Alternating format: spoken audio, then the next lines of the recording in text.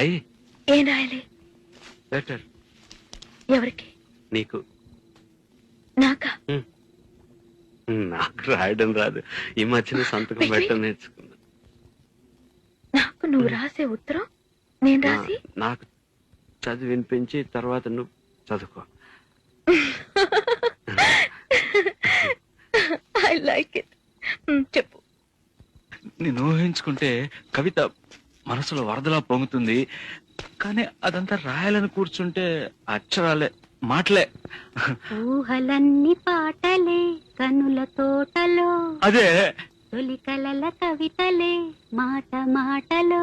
అదే బ్రహ్మాండం. కవిత కవిత పాడు.